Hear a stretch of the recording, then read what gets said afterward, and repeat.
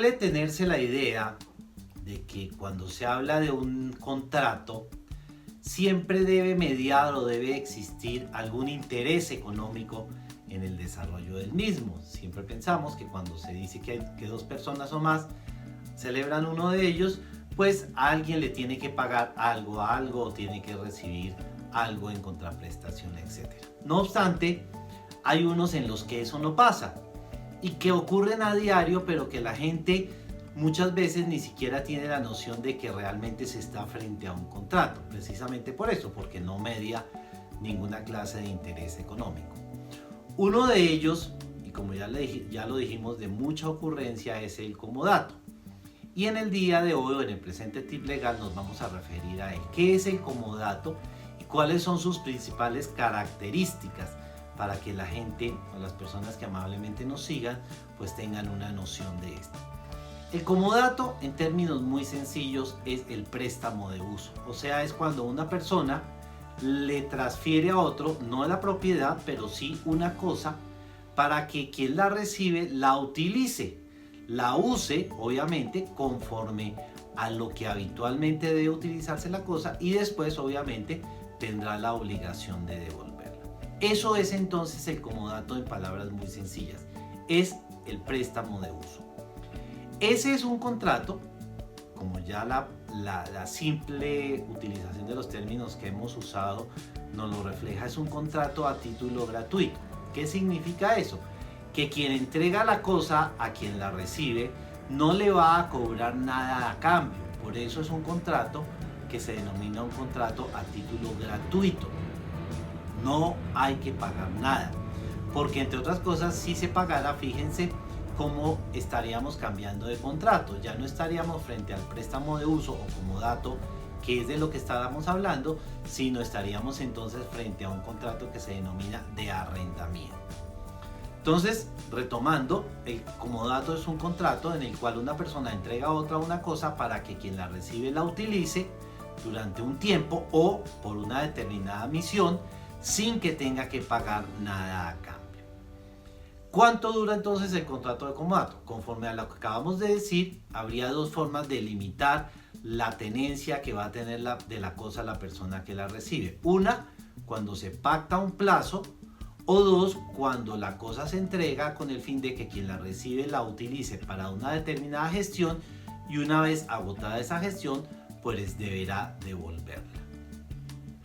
No obstante, y esto es muy importante, hay una especie de comodato que se denomina el comodato precario, que es un contrato de comodato entonces en el que la tenencia por parte de quien recibe la cosa es bastante aleatoria. ¿En qué medida?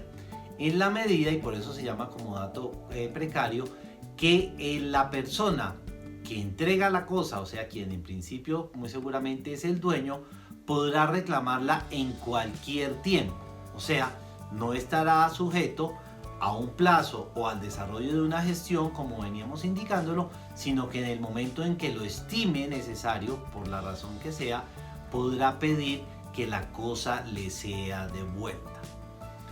¿Quiénes intervienen en el contrato de comodato? Digamos que las partes en este contrato se denominan comodante, que es la persona que entrega la cosa, generalmente es el dueño, aunque puede darse el comodato de cosa ajena, y quien la recibe, o sea, la otra parte del contrato, se llama el comodatario, que es la persona, repetimos, que recibe la cosa, que la va a usar y que luego tiene la obligación de devolverla. ¿Por qué responde la persona que recibe, o sea, el comodatario? Al comodatario, en atención a la naturaleza del contrato, que como ya dijimos es muy particular porque es a título gratuito, se le exige el mayor cuidado, así tajantemente lo señala la ley. Incluso en términos jurídicos se dice entonces que responde hasta de la culpa levísima, o sea, si la persona que recibe la cosa la va a usar y no tiene que pagar nada por ello, pues lógicamente, y es una consecuencia normal que establece la ley, deberá ejercer o respecto de la cosa, deberá tener el mayor cuidado posible, porque si la cosa se llega a dañar o sufrir alguna clase de deterioro, pues tendrá entonces que indemnizar al comodante, que como ya lo dijimos, no recibe nada a cambio por el préstamo que está haciendo de la cosa. Finalmente, el comodato debe o no debe celebrarse por escrito. En estricto sentido, no debe constar por escrito porque es un contrato que no es solemne. No obstante, y como medida preventiva y de cuidado, recomendamos que se haga por escrito. ¿Por qué? Porque en nuestra cultura y con nuestra forma de ser puede no resultar extraño que quien reciba la cosa en un tiempo más adelante trate de convertir esto, que es un contrato de uso, de préstamo, como lo dijimos, en una eventual posesión.